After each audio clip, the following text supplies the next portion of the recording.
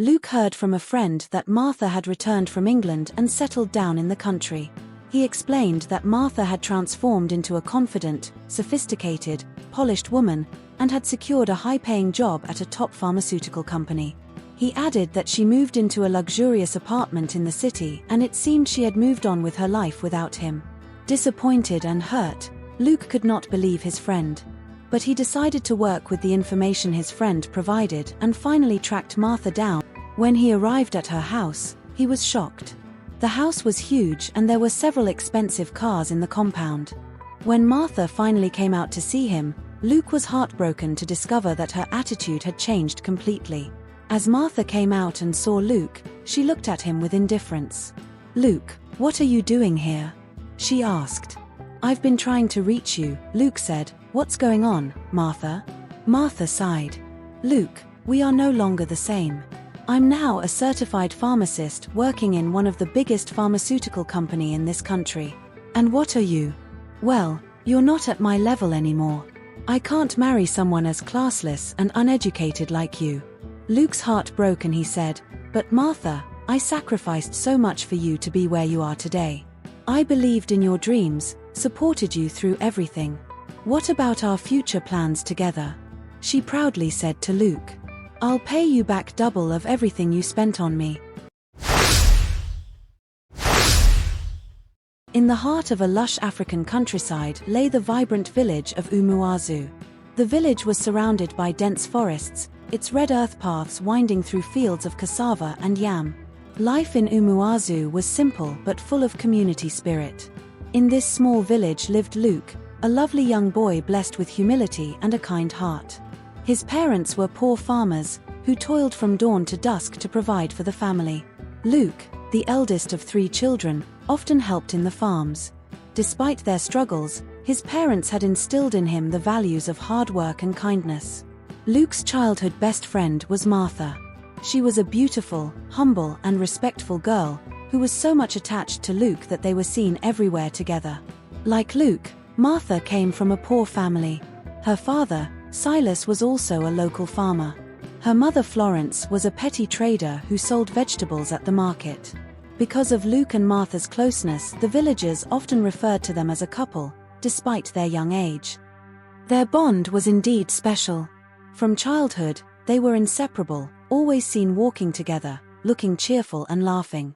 They often played together and were hardly seen without each other. Luke and Martha attended the same school, walking to and from school together every day. They dreamed big despite their family's struggles. They were both brilliant students. They worked hard and dreamed big. Martha wanted to become a pharmacist and one day open her own clinic to help the sick in her village. Luke, on the other hand, dreamed of becoming a civil engineer. As they were growing, they dreamed of a better future together and wished that nothing comes in between them. One day after school, as they were discussing, Luke said, "Martha," his voice heavy with sadness, "I don't know how we'll achieve our dreams. My parents can barely afford to feed us, let alone send me to university." Martha sighed. "It's the same for me, Luke. I want to study pharmacy, but my parents can't even afford entrance examination application fee, let alone the tuition." For a while, they stood in silence. Martha wanted to become a pharmacist, while Luke aspired to be an engineer. However, life had its challenges. When they finally finished secondary school, both had excellent grades, but reality soon hit them. One evening, Luke met Martha under the mango tree where they usually played. "Martha," Luke began, his voice soft yet determined, "I have to leave for the city. Serving my uncle is the only way I can make money for our future." Martha frowned, her heart sinking. "Luke, must you go? What about us? What if this changes everything?" "It won't. I promise. I'll save every cent I can. You'll go back to school, become a pharmacist, and when I am done and established my own business, I will return and we'll marry and build a life together." "Martha, this is the only way. If I stay here, we'll both remain stuck in this life. But if I go, I can save money and help you go back to school. And I will also be able to have my own business. We'll build our future together, I promise." After a long pause, Martha nodded. "I trust you, Luke. Just don't forget me." "Never," Luke replied. Later on, as Martha's family couldn't afford to send her to the university, she started learning tailoring. Luke, too, had no financial support for further studies. Instead, he decided to serve his uncle, a motor mechanic who had an auto repair workshop in the city. The arrangement was for Luke to serve under an apprenticeship agreement for 6 years, after which he would be settled to open his own business. This system of apprenticeship was widely known to be very effective in alleviating poverty in that region. Luke later left for the city to start a new journey in life as an apprentice in his uncle's motor mechanic workshop. He was amazed seeing the capital city for the first time and its beauty, but Luke was not distracted. In the bustling capital city, Luke quickly adapted to his new life. He worked tirelessly in his uncle's shop, learning the ropes of the trade. He woke up early every morning, swept his uncle's shop, and learned the ins and outs of the business. His uncle was impressed by his dedication and often praised him. Day by day, week to week, Luke threw himself into work with diligence and perseverance. His dedication impressed his uncle, who began to entrust him with more responsibilities. Sometimes he would be sent to attend to their clients outside their workshop. Despite the long hours, Luke never forgot Martha. He spoke with her over the phone often, describing the city's skyscrapers, busy markets, and noisy streets. True to his promise, he started saving up every little money that gets to his hand. After few months, Luke was able to save enough that would enable Martha to purchase the application form for her university entrance exam. He later fulfilled his promise and sent Martha enough money to buy the university entrance examination form. Martha received the money and purchased the application form for the exams and subsequently sat for the exams. When the results came out, she did exceptionally well and excelled in the exams, and she finally got admission to study pharmacy at a prestigious university. When she shared the news with Luke over the phone, he was overjoyed. "This is just the beginning, Martha," he said during one of their phone conversations. "Trust me. Soon, you'll achieve all your dreams." When Martha visited home and broke the good news to her father, who was with her uncle, they were happy too. A few days later, Martha's uncle and her father sat her down and spoke to her as she was about leaving to further her education. Then her father said, "Martha, listen to me carefully. Do you see that young man, Luke? He is 1 in a million. Whatever you do, never you disappoint him or break his heart." Martha's father warned, "Yes, father. I will forever be indebted to Luke and will never do anything that will offend him. That I promise." Martha responded. Martha finally left the village and went back to school and began her studies. Luke, on the other hand, continued supporting her financially and made sure she lacked nothing while in school. At the university, Martha befriended Nora, a girl from a wealthy family. Nora was charming but had a sharp tongue. She often teased Martha about her rural background and her motor mechanic boyfriend. "Martha," Nora said one day, "you're so pretty. You should aim higher than some local unexposed village guy. Why settle with a common motor mechanic when you can have a man who'll give you the world? Do you really know how beautiful you are?" Martha laughed it off but couldn't deny that Nora's words had effect in her mind. Then she said, "I love him and he loves me too, that's what really matters." But she focused on her studies rather than thinking over a man. She eventually worked very hard and quickly became one of the top students in her class. Her brilliance elevated and earned her a scholarship to study abroad. When Martha told Luke about the scholarship to study in England, he was proud but also worried. "England is so far away," he said. "I know," Martha replied, "but this is a great opportunity, Luke. It's what we've always dreamed of." Luke agreed and said, "This is amazing, Martha. Go and shine. I'll support you every step of the way." Before she left for England, Luke ensured everything she needed was in place for her trip. Martha visited home to inform her parents, who were so happy hearing the good news. After few days in the village, they finally bid her farewell. From there, Martha went to the airport and left the country for England to further her education. Despite the distance, Martha and Luke maintained their bond. They kept in touch regularly, their love seemingly unwavering. Few years later, while Martha was almost done with her studies, Luke completed his apprenticeship and opened his own auto repair workshop. He was doing well for himself and looked forward to reuniting with Martha, once she returns back home. But to his shock, Martha's communication with him began to dwindle. Gradually, Martha began ignoring his calls and messages. Unknown to Luke, in England, Martha was exposed to a new world of wealth, sophistication, and new perspectives. She made new friends, who always teased her and often talked down on Luke, her local village boyfriend. One of her friends said to her one day, "Martha, you're gorgeous and brilliant. Why settle for a village boy who cannot add any value to you? You should have a man who matches your class. Don't tell me that after graduating as a pharmacist, you will still go back to that your low-life boyfriend." Martha was speechless, but the idea lingered.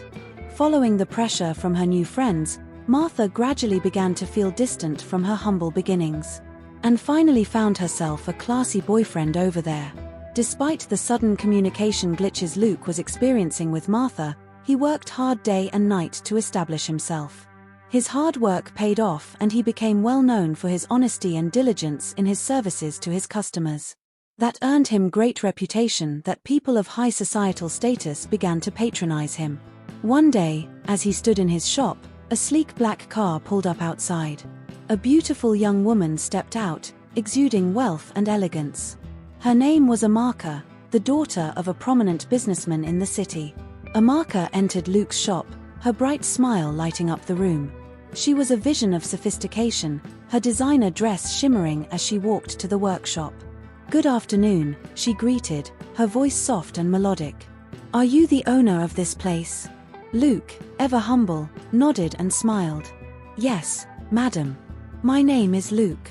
How can I help you?" Amaka chuckled. "No need to call me madam. My name is Amaka. I've heard a lot about your business, and I wanted to see it for myself." Luke thanked her politely, showing her around the workshop.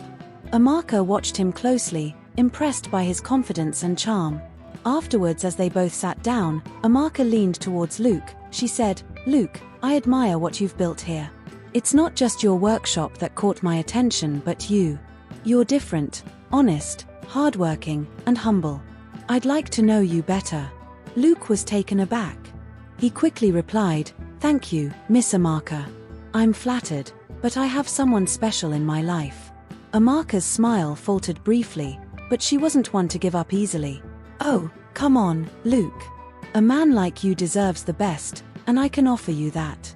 I can help expand your business, introduce you to the right people, and change your life for the better." In fact, Amaka wasn't exaggerating. She was known for her determination and never took no for an answer. Over the following weeks, she sent Luke a package containing expensive gifts. But Luke politely returned them. "My boss, his assistant Maxwell, said one day, holding yet another gift box. 'Are you sure you know what you're doing? This girl is serious. Do you know how many men in this city would jump at such an opportunity?' Luke chuckled and shook his head. "Maxwell, I've made a promise to someone I love. No amount of money or gifts can make me break it." Maxwell sighed. "You're a rare breed, boss. But just be careful. Rich people don't take rejection lightly." Amaka, however, wasn't deterred. One day, she walked into Luke's shop unannounced, her presence commanding attention. "Luke," she began, her tone softer this time. "Why do you keep rejecting me? Is it because of that girl from your village?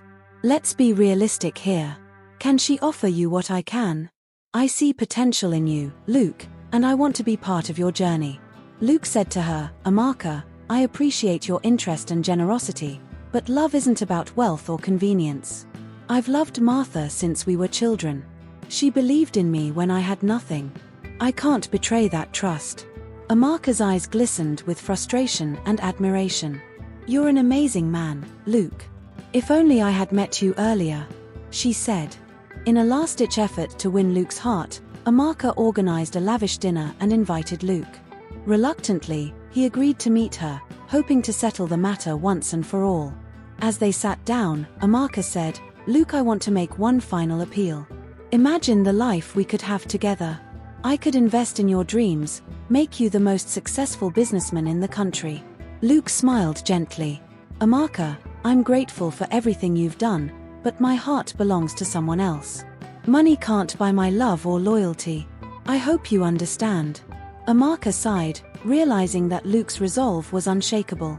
"You're one of a kind, Luke. I wish you and Martha the best. But if you ever change your mind, you know where to find me." Luke thanked her and left, feeling a mix of relief and admiration for her boldness.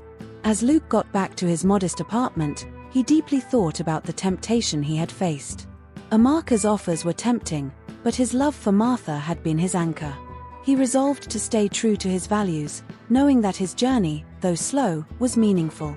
Meanwhile, Amaka, though disappointed, respected Luke's decision. She had never met a man with such integrity and silently wished him happiness.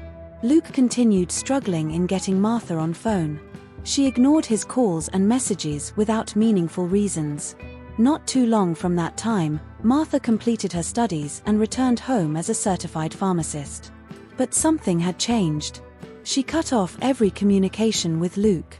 She no longer called or texted Luke anymore. Unknown to Luke, Martha returned from abroad with her new classy boyfriend, who claimed to be the son of a prominent figure in the country.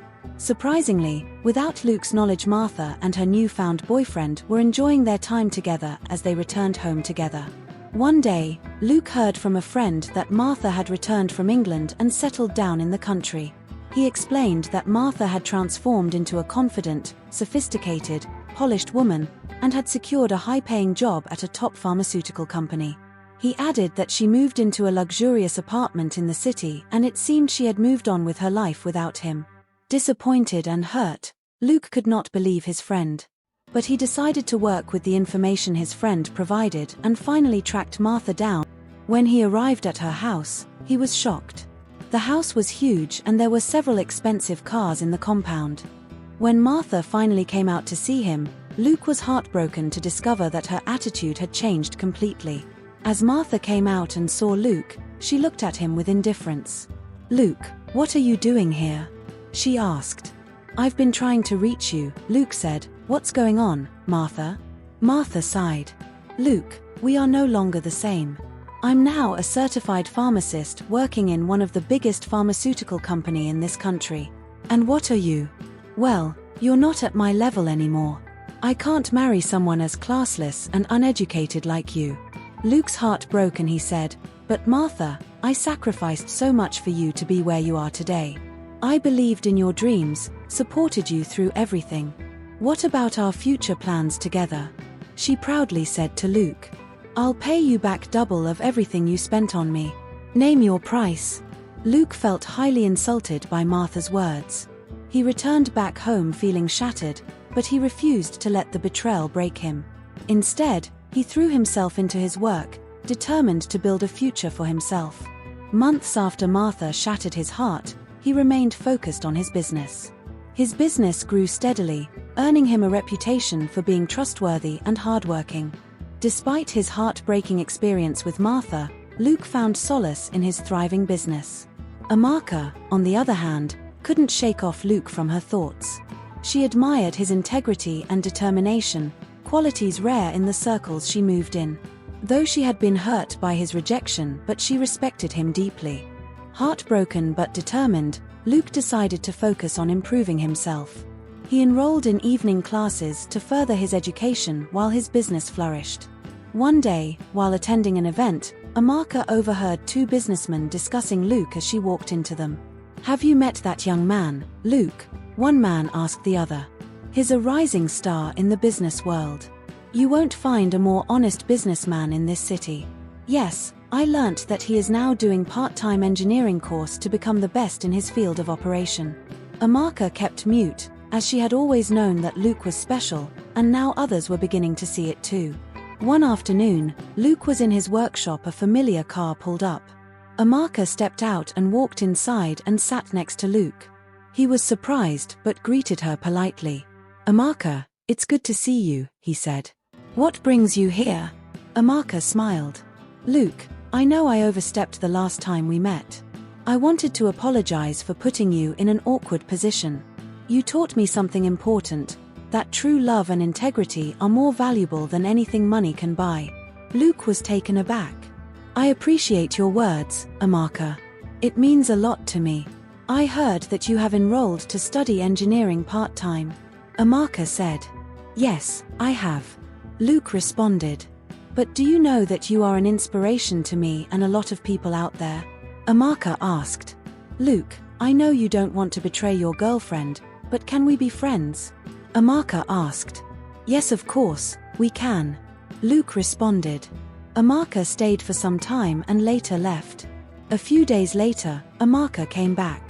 As they were talking, she handed Luke a gift. This is a small gift. It's not to win your heart, I've let that go. It's to support your studies. I see potential in you, Luke, and I want to help you grow, as much as I can. You are such a rare gem. Luke hesitated, unsure of her intentions. Sensing his discomfort, Amaka added, no strings attached, I promise. Think of it as my way of investing in someone who deserves success. After much persuasion, Luke accepted the gift, which turned out to be a check that could cover Luke's tuition fees for the duration of his course. Amaka's gesture marked the beginning of an unexpected but serious friendship between them. They became very close friends, and Amaka did her very best to support Luke through his studies. But whenever Amaka asked Luke about Martha, he always became cold. Amaka sensed that something was not right and continued piling up pressure on him to find out what the matter was. One day Luke opened up to her and told her all about his journey with Martha. Amaka was touched, and he promised to be there for him any day, any time. Over the years, Luke earned a degree in civil engineering and established one of the largest engineering firms in the country with Amaka's assistance, of course. He remained humble and kind, earning the admiration of many, including his employees. As Luke rebuilt his life, Amaka remained a supportive presence. She introduced him to influential contacts, helping him secure contracts that transformed his business. Her network and advice were invaluable, but she always respected Luke's boundaries. Luke, she said one day, you have the potential to be one of the biggest names in this city. Don't let anyone tell you otherwise. Thank you, Amaka, Luke replied. I'll never forget how you've helped me. You believed in me when I was at my lowest, and you have continued till date. Within a few years, Luke was a renowned civil engineer. His company received several contracts from the government and private firms alike. While Luke thrived, Martha faced a series of misfortunes. A scandal rocked the company she worked for, and she was falsely accused of misappropriating funds. That led to her arrest by the police. Though she insisted she was innocent, but as head of department affected, she was held responsible for the missing funds. She lost the case in court, lost her job, and her practicing license was revoked. And her other assets were seized, and she was jailed. When Luke heard the news, he felt a pang of sympathy. Despite everything, he couldn't stand by and watch someone he once loved suffer. He hired the best lawyers in the country, and the case was revisited. After several months of legal battles, fresh evidence was gathered. It was established that Martha's so-called new boyfriend was an imposter, who used his closeness with Martha, had access to her personal computer, and used her information to steal money from the firm she worked for. Martha was eventually set free, but it was too late as she had lost everything already. After her release, Martha, humbled and broken, fell to her knees, tears streaming down her face, and she thanked Luke. Luke, I don't deserve your kindness after what I did to you. I was blinded by pride and ambition. I'm so sorry. Martha continued pleading. Luke, she sobbed, I am sincerely sorry for my actions against you. Please forgive me. As Luke tried to help her get up, he said, Martha, life is too short for bitterness. I forgave you long ago. Martha cried and begged, can we start over? I have realized my mistakes, and it will never happen again. I love you, Luke. Luke looked at her, his expression calm but firm. Martha, I've forgiven you a long time ago. Holding on to anger only weighs us down. But forgiveness doesn't mean we can go back to what we were. Martha nodded, understanding his decision. Thank you, Luke. You're a better person than I ever was. After that incident, Luke made peace with Martha's betrayal. A few weeks later, Luke boldly asked Amaka out on a romantic date, and she gladly accepted. They dated for months, and he later proposed to Amaka, who gladly said yes. With Amaka permanently in Luke's life, his business flourished without measure as Amaka continually put her best foot forward to ensure Luke excelled in all his endeavors. One day Martha met Luke and Amaka at an event. She greeted them, and Luke, as always, responded kindly. Martha noticed the joy in Luke's eyes as he spoke about his work and his fiancée Amaka. For the first time, Martha truly understood that real success wasn't about material wealth but about living a life filled with love, humility, and purpose. A few months later, Luke and Amaka had a traditional marriage. And a couple of months later, they had a classy white wedding ceremony. From the way they happily danced, you could see how much they both loved each other. Martha was in attendance at the wedding and could not believe how sophisticated Luke, the local village auto repair mechanic, had finally transformed. Luke got married to a kind and loving woman who respected him deeply and supported him with all her might. In fact, Amaka saw great potentials in Luke when every other girl belittled him. They built a happy and peaceful home and had a joyful life together, raising children and giving back to the community. Martha, on the other hand, struggled to rebuild her life, living with regrets of letting pride ruin her most genuine relationship. And her past mistakes haunted her. One day, during a village festival, Luke was asked to speak. Standing tall beside Amaka, his loving wife, he addressed the crowd with humility. "My people," he began, his voice steady and warm, "life has taught me many lessons. One of the greatest is that success is not about wealth or status but about how we treat others, even when they hurt us. We must strive to be kind, forgive, and never forget our little beginning and where we come from." The crowd erupted in applause, young boys and girls looking up to Luke with admiration. Luke, who lost his father along the line, later took her mother to the city and did everything possible to give her the best life could offer. And she enjoyed every bit of it and was grateful to God for his son's success. As Luke grew older, he dedicated more time to mentoring young people in his community. He taught them the importance of hard work, education, and humility. Martha, too, left her mark, becoming a beacon of redemption for others who had lost their way. Though she remained single, her work in the village helped many girls achieve their dreams, creating a ripple effect of positive change.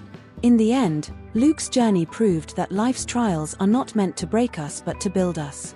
His story reminds us that true love is selfless, forgiveness is liberating, and humility is the key to lasting happiness. Martha's life, though marked by mistakes, serves as a testament that redemption is always possible when we acknowledge our wrongs and choose to make amends. This story taught us to always appreciate and remain loyal to those who stand by us during tough times because arrogance and ingratitude can lead to downfall. It also teaches that humility, loyalty, and gratitude are virtues that lead to a fulfilling life. We also learnt that true strength lies in forgiving those who wrong us. Luke's story became an inspiration to many in Umuazu and beyond.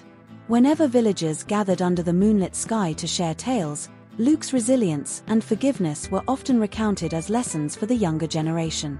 Thank you for watching. Please kindly subscribe, comment, like, and share. Remain blessed.